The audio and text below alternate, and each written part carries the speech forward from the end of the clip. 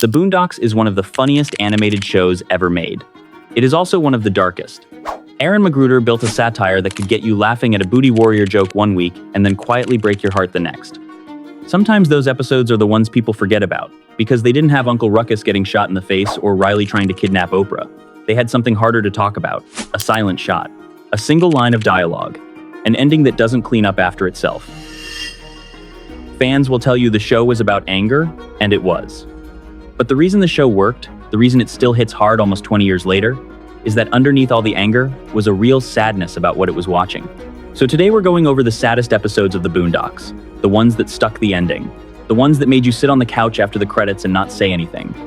Starting with the episode Riley Woo's Here, which aired February 19th, 2006. In this episode, Riley gets caught spray painting his tag on the side of a neighbor's house. Granddad's punishment is art lessons, delivered by a soft-spoken teacher who is a very obvious Bob Ross parody, right down to the hair, the mild-mannered voice, and the happy little tree philosophy. What Granddad doesn't know is that the teacher is also a Gulf War veteran, and, quietly, a career criminal who takes his students on guerrilla mural jobs in the middle of the night and shoots out police cars during the getaway. The whole character is a joke about those old urban legends that Bob Ross and Mr. Rogers were actually deadly Vietnam snipers before they became children's television hosts. That is not the sad part. That's actually the funniest running joke in the episode. The sad part comes at the end. Under the teacher's guidance, Riley moves from crude tags to actual art. His first painting is a memorial mural for ODB of Wu-Tang Clan, tagged as a fallen soldier. His second is even better. His third and final piece is a huge mural painted on the side of the Freeman's own house, depicting two young black adults, a woman and a man, dressed like they're at a wedding. The episode never explicitly says who they are.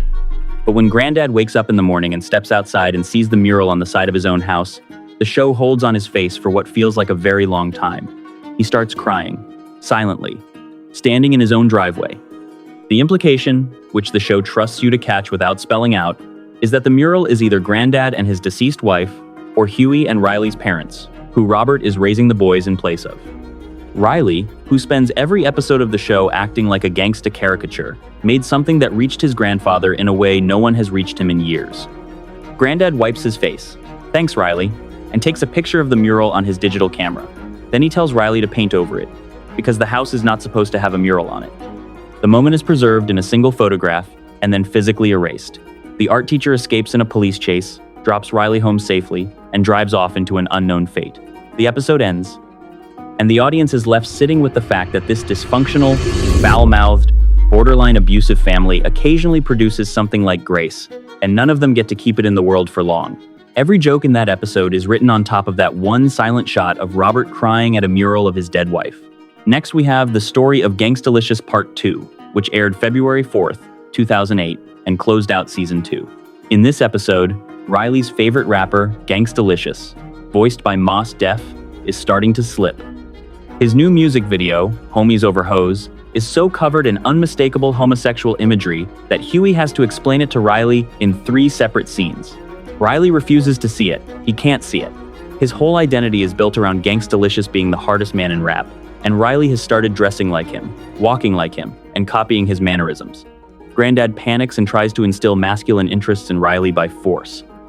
Uncle Ruckus, who normally has a nuanced kind of self-hatred, in this episode drops all subtlety and just hurls homophobic slurs at an 8-year-old child.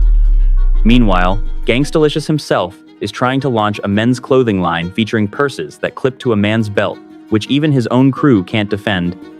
While a former video vixen named Jessica Wondercheeks Ethelberg, a direct Karen Steffens parody, is publishing a tell-all book that outs him publicly. The Lethal Interjection crew, who had planned to record a remix with Gangstalicious, pretend not to be home when he comes to the door. Thugnificent literally hides. Nobody in the industry can be seen with him. His career is finished on the spot. And here is where the episode lands its real weight. Riley finally accepts the truth.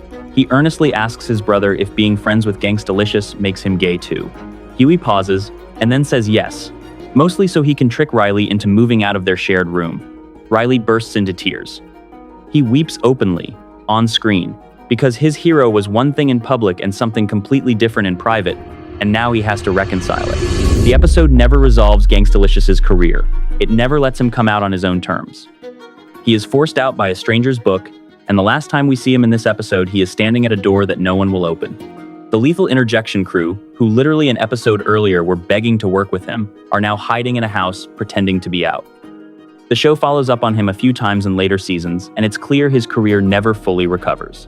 That is the tragedy. Not that Gangstalicious is gay. That he had to live his entire public life pretending he wasn't, in a genre that would have destroyed him for the truth. And when the truth finally came out, it took his whole career with it. He calls a bad time everything he thought would be a good time. He spent his whole life planning this, and it isn't what he wanted. Meanwhile, back in Woodcrest, Huey and Riley have chased Uncle Ruckus out of the house. Ruckus threatens the boys with old-school racial punishments, and the boys immediately terrorize him with airsoft guns until he runs for his life. That leaves Huey in charge. Then Riley spends all of Granddad's emergency food money on flashy clothes. Huey grounds him and locks him in a closet. Riley picks the lock with a wire hanger, and the two of them end up in a full-scale airsoft war inside the house that ends with them shooting each other in the head simultaneously and knocking each other out. The house is destroyed. And here is what makes it sad. Neither the boys nor Granddad admit it out loud, but every scene is showing you the same thing. This family is completely non-functional apart. Huey and Riley can't survive without Granddad. Granddad can't enjoy anything without the boys. His vacation is empty. Their house is a war zone. Then Granddad comes home early, just walks in the door after a couple of days, wrecked house and all, and he isn't even mad. He's just relieved to see them. Huey and Riley hug him, on screen, which is something the show almost never allows them to do without a joke undercutting it. Granddad lies to Tom about how good his trip was. He lies to the boys about how much he missed them. The boys agree to clean up the house without arguing. The camera stays with them. What the episode is telling you is that this is what the Freeman family actually is. 3 men who cannot stand each other and cannot survive each other's absence. Robert's dream of a real vacation, the one thing he thought would give him peace, turned out to be worthless the moment he wasn't with them. That is a very quiet, very sad thing for a comedy to say about family, and Home Alone says it without ever raising its voice. And finally, the biggest one on this list. It's a black president, Huey Freeman, the first episode of Season 3, which aired May 2nd, 2010. This episode is a full mockumentary in the style of a Werner Herzog film, with Herzog voicing himself as the narrator, walking through Woodcrest during the 2008 presidential election and its aftermath. Bill Maher also appears as himself, hosting real-time coverage of the election. The framing is dead serious. Herzog treats every Woodcrest resident like an anthropological subject. Every character in the show responds to Barack Obama's election in their own way. Tom Dubois sees Obama as the greatest hope in American history and starts weeping every time his name is mentioned. Sarah Dubois is so obsessed with Obama that the episode very clearly implies she is sexually attracted to him, to the point where Tom has to compete with a mental image of Barack Obama for his own wife's attention. Granddad throws an election party where every black person in the room describes feeling like they personally were elected president. Thugnificent, who didn't even know Obama was running when Herzog first interviews him, ends up in a Will.i.am music video called Dick Riding Obama. Uncle Ruckus believes Obama is literally the devil. And then there is Huey.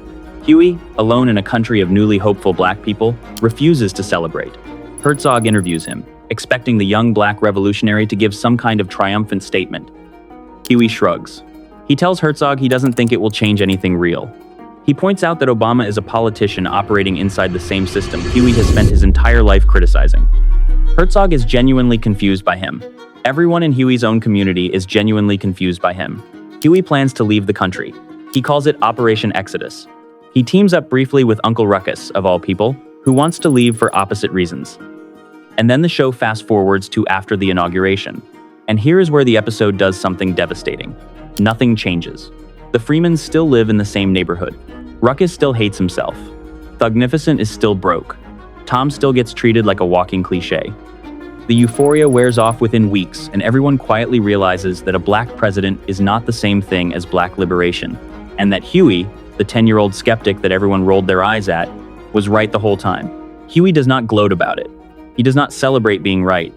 He just goes back to reading. The saddest moment in the episode is not a plot beat.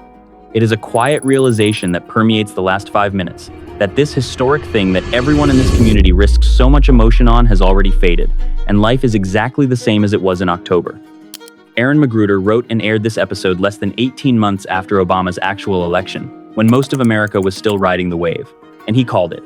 He put Huey in a room and had him say plainly that hope was not going to be enough, And the show proved it by showing you that nothing had changed. That is the sad ending. Not that Huey lost, that he won. And it didn't matter. He was right about the euphoria being empty. He was right that a black president would not translate into structural change for the people who voted for him. And being right cost him whatever community he might have had in that moment. Everyone else got a shared celebration. Huey got a shrug and a copy of a book to read alone. Aaron Magruder took the biggest political moment of a generation and showed you what it looked like from the perspective of the one person who refused to believe in it. And the episode ends with the show quietly telling you he was correct. Those are the saddest episodes of the Boondocks. Not the ones with the biggest body counts, not the ones with the darkest jokes. The ones where Aaron Magruder set the satire down for one scene, or one shot, or one silent reaction, and told you exactly what he actually thought about the world these characters were living in. Granddad crying at a mural of his dead wife. Riley sobbing because his hero was a lie the industry wouldn't let him tell. A family that only makes sense together but can't stop hurting each other. And a 10-year-old boy telling a German documentarian that hope is not a plan, and being proven right in real time. These are the episodes that reveal what the show was actually about the whole time. The Boondocks looked like a satire about race, and it was. But underneath, it was about loneliness, about closeted grief, about families that can't communicate directly, and about a country that keeps promising itself change and never delivering it. That is why the show hits harder now than it did when it aired. Every one of these episodes has aged forward. If you enjoyed this video, subscribe. There are a lot more Boondocks essays coming, and some of them are darker than this one.